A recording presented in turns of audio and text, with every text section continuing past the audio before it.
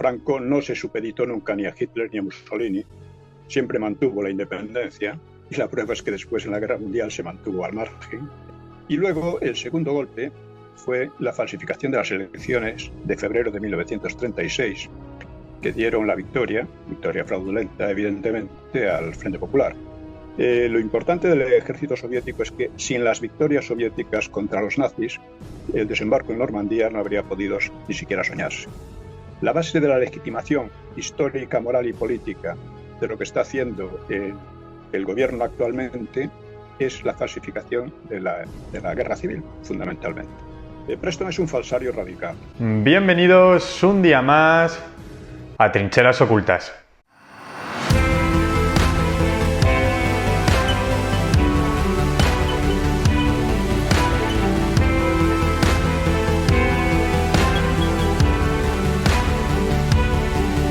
Bienvenidos un día más a Trincheras Ocultas, bienvenidos a un nuevo programa en el que hemos tenido el privilegio de contar hoy con todos nosotros con Don Pío Moa. Ya es la tercera vez que le logro entrevistar, pero esta vez ha sido diferente porque hemos hablado de su nueva publicación, hemos hablado de Galería de Charlatanes, un libro en el que señala directamente a 50 historiadores, incluso más, hispanistas que hablan de la historia de España y según su versión quizás no la están contando de la manera que deberían. Sobre todo pone la mirada muchísimo en lo que son las universidades, todos aquellos catedráticos, incluso galardonados con premios de historia y que piensa que por motivos ideológicos, véase por ejemplo la ley de memoria democrática, antidemocrática como la tilda el entrevistado de hoy, podemos ver entre estas leyes cómo realmente quizás se está manipulando la historia desde las instituciones públicas. Para ello le hemos traído hoy al canal, es una continuación el libro Galería de Charlatanes de este que tengo aquí,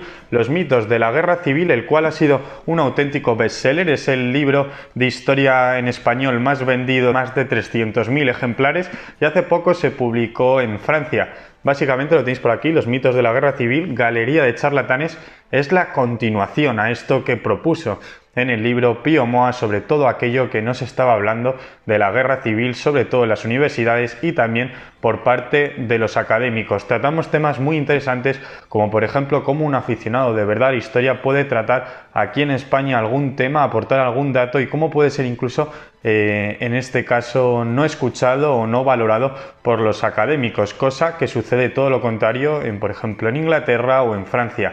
Estos son los temas que hemos tocado en la entrevista, aparte de conocer el motivo por el que decide publicar este libro. No es otro que proponer un debate, conseguir abrir un debate público, ojalá algún día aquí en Trincheras Ocultas, con alguno de estos historiadores y poder debatir, por ejemplo, acerca del Frente Popular o acerca de cualquier tema que se haya incluido incluso en esta nueva ley de memoria democrática. Espero que disfruten de la entrevista, para mí, ya digo, ha sido un auténtico privilegio y también no olviden suscribirse, me hace muchísima ilusión, sigo por aquí en Dublín, pronto voy a irme o me voy a mudar a otro país, vamos a ver qué será de mí, ¿no? Ya lo iré contando por aquí en estos vídeos. Lo que está claro es que las entrevistas vía online o vía presencial seguirán por el canal, seguirán por Trincheras Ocultas, dispuestos a vencer con todos estos prejuicios que circulan en torno a nuestra historia, que circulan en nuestra sociedad y para eso siempre estaremos aquí. Deja también tu like, tu comentario y nos vemos en el próximo vídeo. Bienvenidos un día más a Trincheras Ocultas.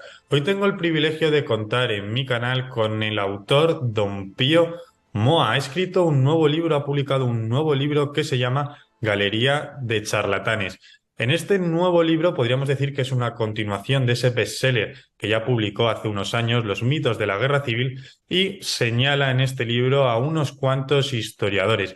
Vamos a conocer bien el por qué ha decidido realizar este libro. Por cierto, medio centenar de historiadores son los que señala en este libro, que volvemos a repetir el nombre, Galería de Charlatanes. También apunta a las universidades y, cómo no, a la ley de memoria democrática. Creo que para mí es un placer inmenso contar hoy aquí con Don Pío Moa para que nos cuente qué le ha motivado, ¿no?, a realizar este libro y también cuánto tiempo le ha llevado. Así que vamos a comenzar ya. Muchísimas gracias, Don Pío, por estar aquí hoy con nosotros. Gracias a ti. Bueno, realmente el libro es el complemento del otro, que es titulado Los mitos de la guerra civil.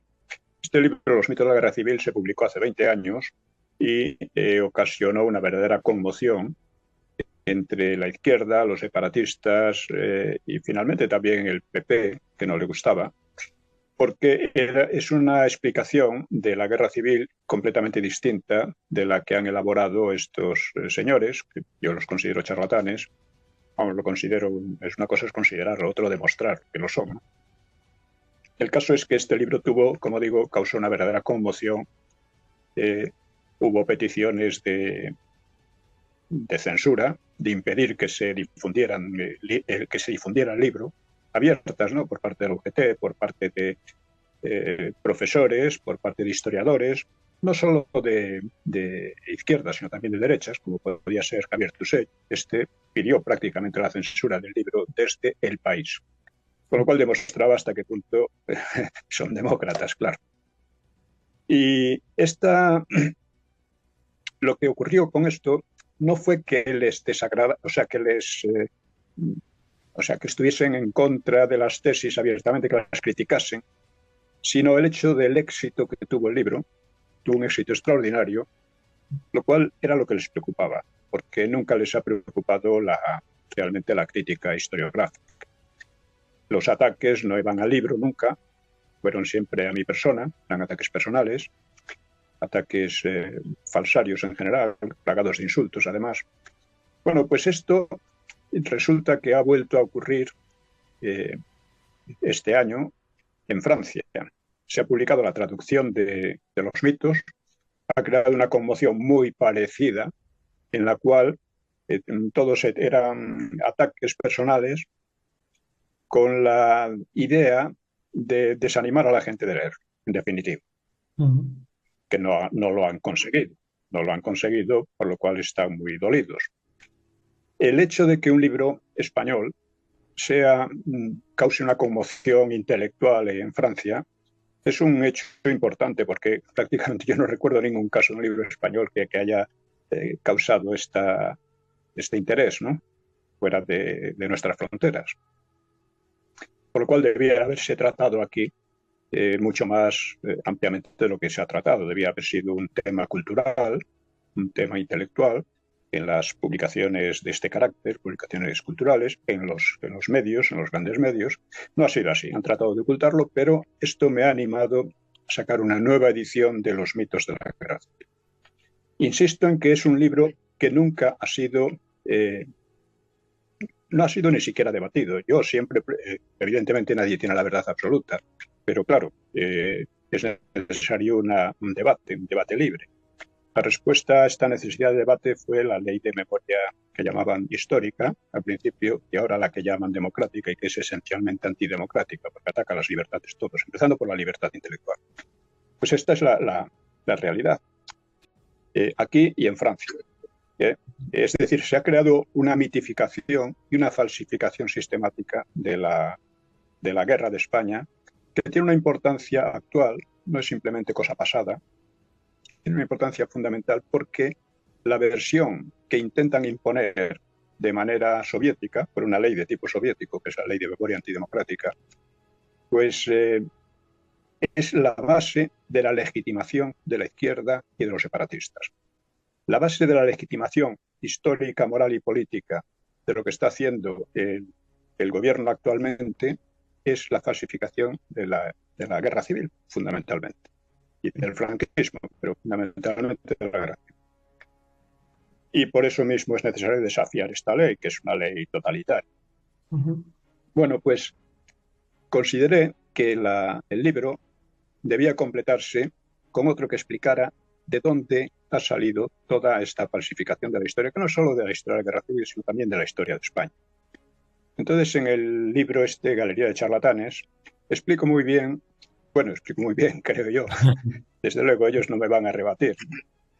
No me van a rebatir, van a decir que hay que prohibirme o algo por el estilo, ¿no? Tanto los mitos de la guerra civil como Galería de charlatanes son un desafío abierto a la ley de memoria antidemocrática. Si quieren aplicarla, tendrían que prohibirlo, con lo cual quedarían en evidencia estos demócratas, ¿no? Entre comillas, ¿no? Eso si quieren. Por esta razón yo animo mucho a nuestros oyentes y lectores a difundir estos libros porque es una manera de oponerse. Una ley tiránica como es esta no debe ser admitida, no debe ser obedecida, debe ser desafiada. Y una manera de desafiarla es precisamente leer y difundir estos dos libros. Le quería preguntar una cosa ¿usted piensa que con este libro se va a conseguir ese ansiado debate, ¿no? Que busca a lo mejor con alguno de estos historiadores que quieran de verdad ponerse a discutir, por ejemplo, sobre el Frente Popular? Bueno, llevo 20 años pidiendo el debate, ¿no? Y la respuesta ha sido este tipo de leyes. Esto es importante. Pero es importante entender de dónde ha salido toda esta falsificación de la historia y por qué les interesa tanto. Y esto ha surgido pues, de profesores de la universidad, una universidad extremadamente degradada, que ataca constantemente no solo la cuestión del franquismo, la guerra civil y la democracia, sino ataca la propia historia de España, la reconquista, en fin, todo lo que ha configurado la España real, ¿no? La unidad de España, etcétera. Porque, claro, el tema principal en torno a la guerra civil es el siguiente. ¿Por qué estalló la guerra y qué defendía cada uno de los bandos? Este es el tema que casi siempre se elude. La guerra estalló porque la izquierda y los separatistas, que iban juntos, igual que van juntos ahora, en la actualidad, la izquierda y los separatistas, pues formaron un Frente Popular. Primero, intentaron destruir la República en la insurrección de octubre de 1934, planeada directamente y abiertamente como guerra civil, en palabras suyas, o sea, no es que les acuse la derecha ni nada por el estilo. Y en segundo lugar, este golpe que fracasó, pero dejó 1.300 muertos y unas destrucciones tremendas, este golpe que fracasó, dejó a la República malherida.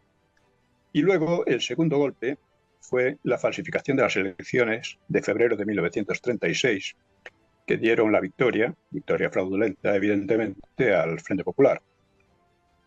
En cuanto obtuvieron este tipo de victoria, establecieron un régimen de verdadero terror. Unos 300 muertos en solo 5 meses, incendios de cientos de iglesias, de centros de derecha, en fin, era un régimen de terror realmente. Y, claro, motivó afortunadamente, una reacción final, 18 de julio, que terminó con la victoria de los nacionales. Entonces nos preguntamos, ¿qué defendía? O sea, la guerra estalló por la destrucción de la República, pero quienes destruyeron la República no fueron los nacionales, como dicen, fueron la izquierda y los separatistas en estos dos golpes que he dicho. ¿Qué defendía cada uno? Pues lógicamente los separatistas defendían la disgregación de España en unos cuantos estados y unos estados pequeños que serían naturalmente manipulados por otras potencias, porque es así, estados hostiles entre sí, porque su hostilidad a la idea de España era radical. Y, por otra parte, la sovietización de España. La sovietización de España procedía más del PSOE que del Partido Comunista. O sea, el PSOE estaba entonces más radicalizado en una posición prácticamente comunista que los propios comunistas. La guerra, por lo tanto, digamos que los nacionales se alzaron precisamente para mantener la unidad de España, para mantener su cultura de origen cristiano, su cultura europea, e impedir la sovietización. Este es el contenido de la guerra. Y esta es la causa de la guerra. Quiero insistir, la causa de la guerra fue la destrucción de la República por la izquierda de los separatistas y la lucha de los nacionales para impedir aquello. Hubo alguien que lo explicó de una manera decisiva y fue Besteiro. Besteiro era socialista, pero un socialista demócrata, pocos hay, pero los hay. Y este señaló al final de la guerra: hemos vencido por habernos dejado llevar a la ideología comunista, que es la más, digamos, demencial. No era la palabra demencial, pero algo así. La mayor aberración que han producido la historia de Europa. Y en este aspecto, quienes han tenido el mérito han sido los nacionales, que se han batido en la gran cruzada anticominterno, o sea, anticomunista. Dice los nacionalistas, no dice los nacionales, dice los nacionalistas, pero son los nacionales. Dice, sean cuales fueren sus defectos, y efectivamente, sean cuales fueren sus defectos, eran los que defendían la buena causa. Y esta es en esencia, el problema. Cuando alguien pretende que el Frente Popular defendía la democracia, que es precisamente la versión de toda esta gente, quiere decir que ellos se identifican con la disgregación de España y con la sovietización de España. Y no es nada de extrañar que hayan promulgado leyes de este tipo, leyes de tipo soviético, pues la ley de memoria e historia. Usted le vi una entrevista hace un par de días en la que comentaba una diferencia que me sorprendió porque nunca la había llegado a pensar.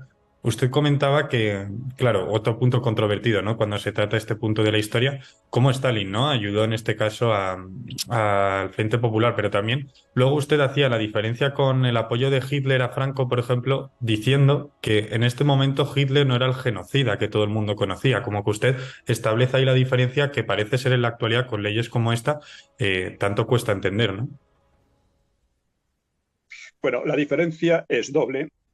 Indudablemente, primero, Franco no se supeditó nunca ni a Hitler ni a Mussolini, siempre mantuvo la independencia, y la prueba es que después en la Guerra Mundial se mantuvo al margen, mientras que el Frente Popular cayó completamente en manos de Stalin, porque al enviar el oro a Rusia, pues claro, Stalin quedó amo de las armas.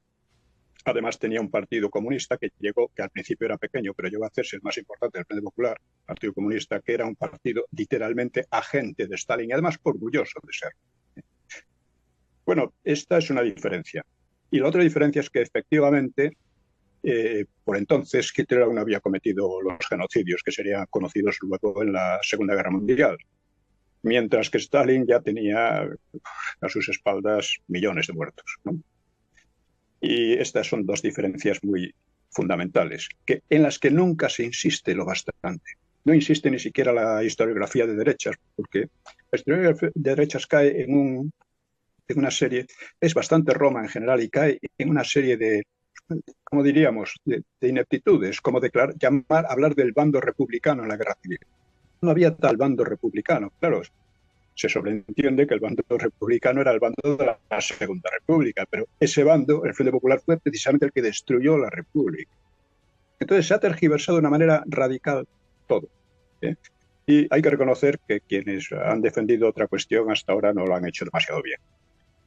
Y el libro de La Galería de Charlatanes habla de una serie de historiadores que son famosos, que son muy estimados, que han recibido grandes premios, Premio Príncipe de Asturias y otros por el estilo, y que sin embargo los califico de charlatanes. Claro, mucha gente dice, ¿cómo se atreve usted a calificar a estos señores que tienen una obra muy amplia y muy reconocida? Bueno, la cuestión es la siguiente. Vamos a suponer, o sea, usted puede hacer un trabajo muy meritorio, muy técnico, muy documentado, sobre el envío del oro español a Rusia. Puede señalar, pues, en qué camiones fueron, cuánto había de dinero amonedado, cuánto había de oro en lingotes, 40.000 detalles, en qué barcos llegaron allí, cuándo llegaron, en fin, todos los datos. Es un trabajo meritorio, indudablemente, es un trabajo que vale la pena y tienes que apoyarte en él, ¿no? Pero claro, si ese trabajo no concluye que con el envío del oro Stalin se hizo prácticamente el amo del Frente Popular, pues ya el trabajo queda muy mediocre. Historiográficamente es muy parcial, es mediocre, es utilizable, pero es mediocre. Pero si además usted dice, no, es que Stalin en realidad defendía la democracia. El Frente Popular era democrático y Stalin defendía la democracia. Si usted ya dice eso, es un charlatán. Está contándonos una mentira absoluta, radical. Entonces, este es el problema por lo que llamo a estos autores, que a veces tienen trabajos meritorios, parciales en muchos aspectos, pero su enfoque es completamente deficiente y por lo tanto, y como ellos saben además que es deficiente, pues son unos charlatanes. Quiero decir que ellos saben que es deficiente. Cuando ellos hacen una ley, o la proponen o la desarrollan, una ley de memoria que llaman democrática, siendo todo lo contrario de lo que exige la democracia, cuando hacen eso están reconociendo que su versión es falsa. Porque si estuvieran convencidos de que dicen lo correcto, tendrían que aceptar el debate democrático, el debate intelectual. Pero no lo aceptan de ninguna manera. Lo que hacen es el ataque personal y el tratar de que estos libros no se difundan. Y por eso mismo insisto en que es muy importante desafiar esta ley y que cada uno de nosotros, en la medida en que quiere defender nuestra propia libertad, pues lo difunda, porque es necesario crear opinión pública sobre estos temas. Que no se quede ahí una cosa de expertos, la minoría, que sí, que lo saben, pero que no, que es una minoría impotente, porque los otros tienen, de los grandes medios, tienen el Parlamento y han llegado ahí de manera fraudulenta también, siempre fraudulenta, porque nunca se presentaron en las elecciones diciendo que iban a hacer lo que están haciendo. Entonces, pues esta es la situación y tenemos que desafiarla entre todos. Stanley Payne dijo hace poco en una entrevista que la diferencia que ve entre España, por ejemplo, Inglaterra o Francia en estos temas es que un aficionado que se documenta un montón sobre un tema de historia y publica un libro, rápidamente desde el círculo de historiadores académicos se le echa atrás, tienes que ser historiador sí o sí si quieres publicar un libro. ¿Usted qué piensa de todo esto? ¿Realmente en España es diferente, ¿no?, la versión a la hora de sacar un libro sobre la historia? Bueno, hay que decir que en este tema la versión del Frente Popular supuestamente democrático pues está incluso más extendida que en España, en Francia, en Inglaterra o en USA, ¿no? Está extendidísima y además hay una verdadera censura contra eso. O sea, la prueba es que la traducción de los mitos al francés ha tardado 20 años. Eso no es casual. Lo que dice Stanley Payne es verdad, es que en USA o en Inglaterra, pues una persona que escribe un libro de historia que tiene aportaciones importantes, pues le es reconocido, sea o no profesor en la universidad. Pero aquí, por supuesto que no tiene más remedio que reconocerlo, pero no lo quieren hacer, lo quieren incluso censurar, porque hay esa especie de titulitis que es una cosa definitoria de la mediocridad. La verdad es que con la galería de charlatanes, cualquiera que lo lea puede comprobar hasta qué punto son mediocres. Aparte de charlatanes, son mediocres. Como dice Stanley Payne, escriben muy mal, es verdad, escriben muy mal. Y además, porque además se cree muchas veces que cuanto peor, más científico parecen. Y además, ellos mismos son conscientes de que lo que dicen no es cierto. Es lo que he querido expresar con todo esto. Y si creen de verdad que lo que dicen es cierto, no tienen más que debatir abiertamente y no intentar sofocar cualquier respuesta, cualquier disidencia o cualquier debate por medio de leyes como esta. Le quería contar, don Pío, estoy ahora mismo viviendo aquí en Dublín y el otro día me acercé a una librería, ya me he recorrido unas cuantas para ver qué libros hay que toquen la historia de España, sobre todo de la Guerra Civil. Y me sorprendía como el libro que más se vendía, el libro único incluso que había en las librerías, era el de Paul Preston, uno que se llama El Holocausto Español, tratando ya imaginamos qué parte de la historia. Me parece muy curioso. ¿Usted qué opina de, por ejemplo, de un historiador como Paul Preston? Y que ya le digo, yo aquí en Dublín es el libro que más estoy viendo y claro, hace un concepto, ¿no?, de lo que es la historia de España en otro país como es este. Bueno, pues este es el problema que hay, no solo en Irlanda o en Inglaterra o en USA o en Francia, ¿no? En Francia hasta ahora está empezando a cambiar la cosa, ¿no? Preston es un falsario radical, es un falsario, en fin, precisamente en Galería de Charlatanes le dedico unos cuantos artículos, ¿no?, unos cuantos temas. Y desgraciadamente, pues aquí ha habido una confusión enorme por el hecho de que, claro, como digo, en la Guerra Civil, Italia y Alemania ayudaron a Franco, mientras que la Unión Soviética ayudó al Frente Popular.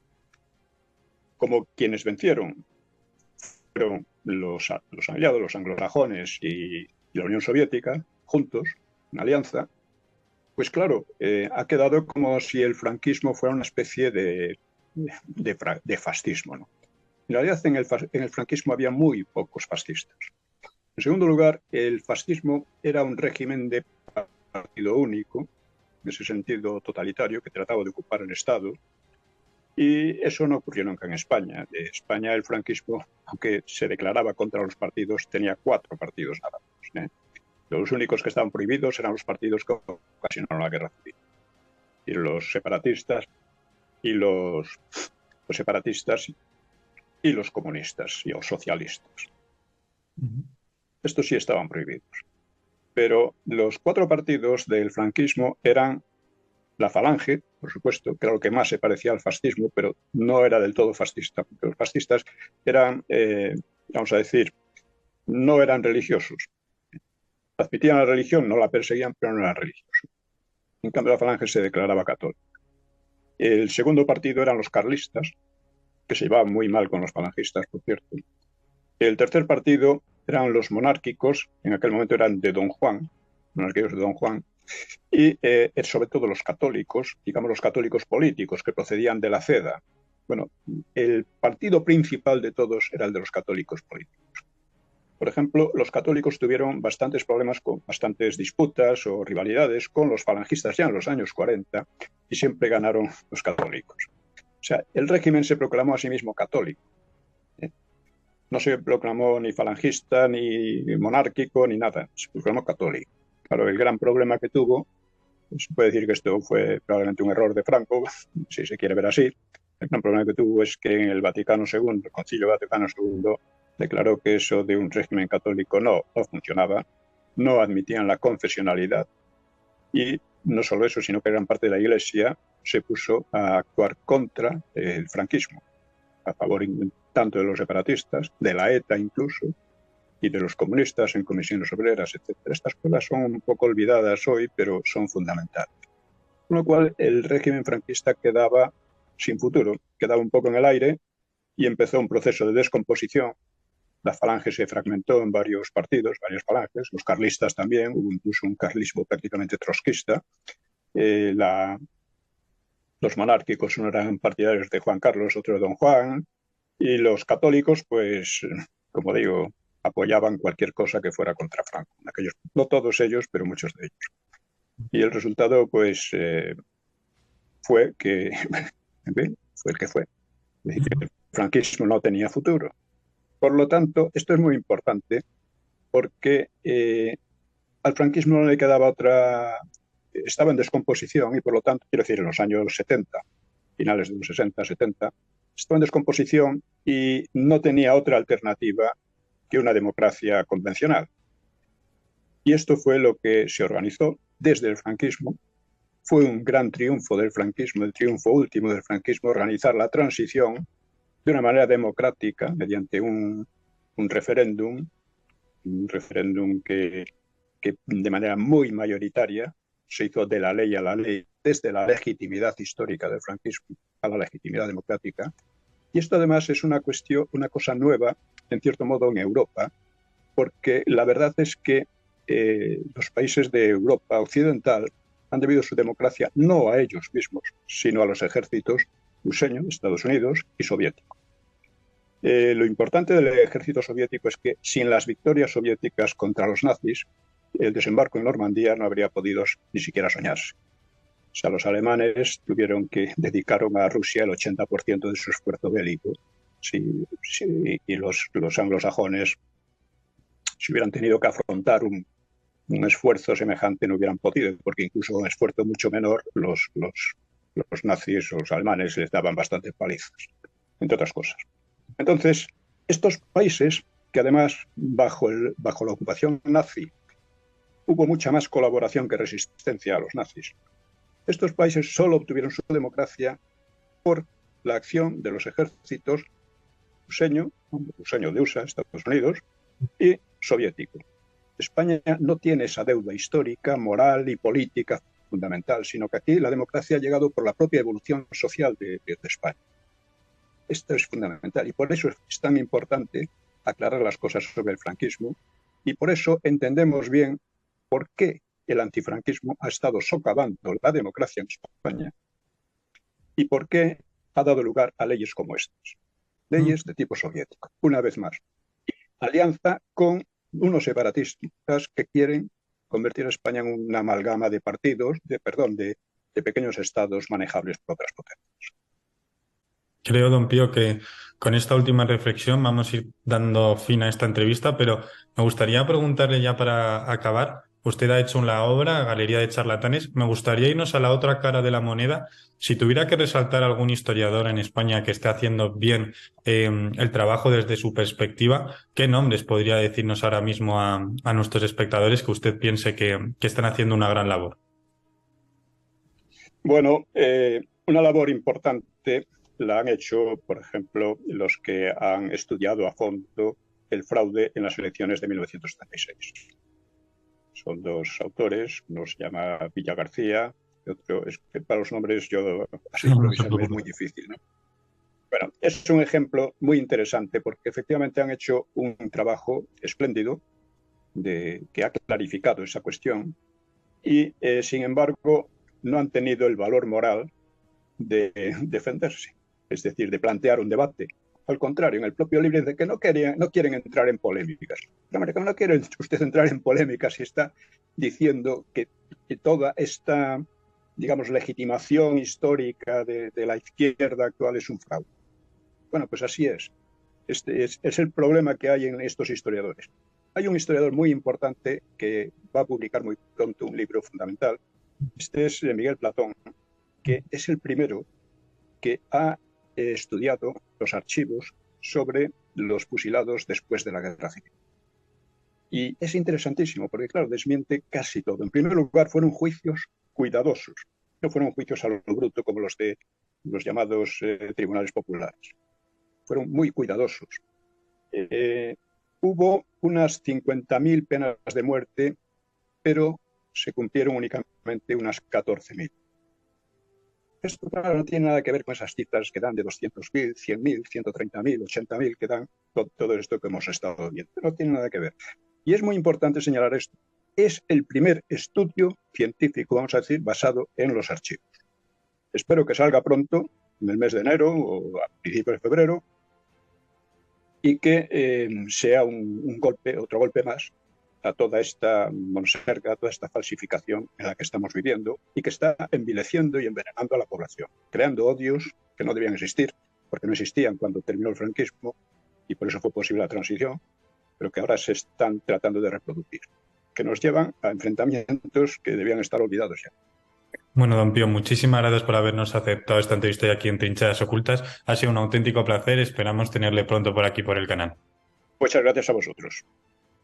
Y nosotros nos despedimos. Cualquier cosa nos la dejan ahí abajo en comentarios. Se la haré llegar a don Pío. Si vemos que es un comentario interesante, yo se lo haré llegar, don Pío. Espero que pueda también leer nuestros comentarios. Y muchísimas gracias por haber llegado hasta el final del vídeo. Yo soy Javier Rubio. Esto ha sido Trincheras Ocultas. Nos vemos en el próximo vídeo.